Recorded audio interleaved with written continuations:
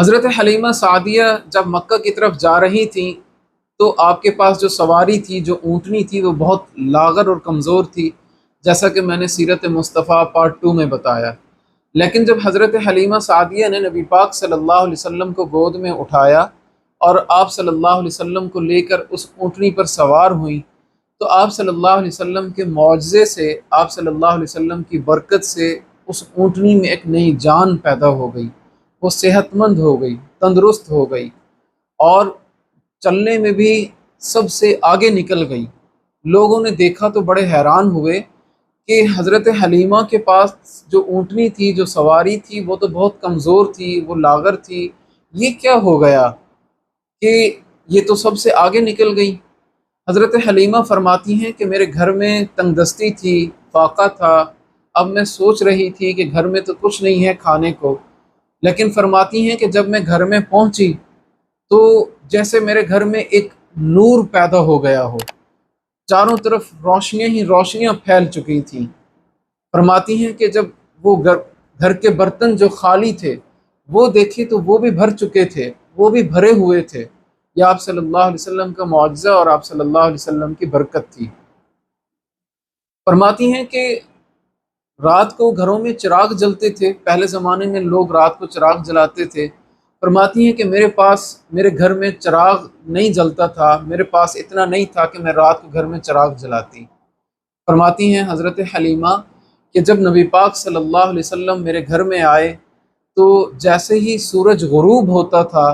ایسے لگتا تھا کہ جیسے میرے گھر میں 14ویں کا چاند طلوع ہو چکا ہو، ہر طرف روشنی ہی روشنی پھیل جاتی تھی، ہر طرف نور ہی نور پھیل جاتا تھا۔ حضرت حلیمہ فرماتی ہیں کہ میرے گھر کے آس پاس جو لوگ رہتے تھے، جو گھر تھے، وہ آئے اور کہنے لگے کہ حلیمہ تیرے پاس تو گھر میں چراغ نہیں جلتا تھا، یہ کیا ہو گیا کہ تیرے گھر سے اتنی روشنی نکل رہی ہے؟ یہ کون سا چراغ ہے؟ یہ کون سی روشنی ہے؟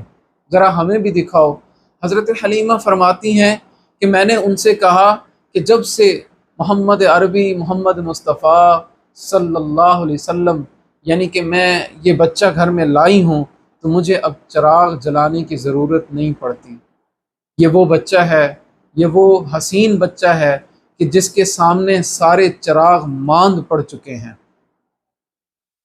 آپ صلی اللہ علیہ وسلم کی ایک رضائی بہن تھی جس کا نام شیمہ تھا، وہ آپ صلی اللہ علیہ وسلم کو لے کر گھر سے باہر نکلتی تھی۔ وہاں کا رواج تھا کہ شام کے وقت عورتیں اپنے بچوں کو لے کر باہر نکلتی تھیں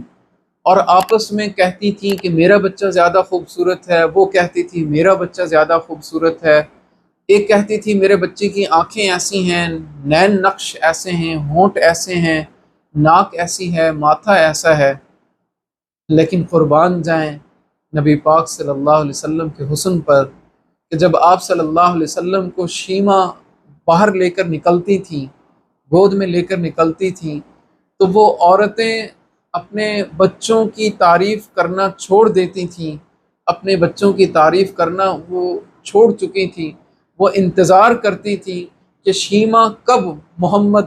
صلی اللہ علیہ وسلم کو باہر لے کر نکلیں گی تو ہم محمد صلی اللہ علیہ وسلم کے چہرے انور کو دیکھیں گے،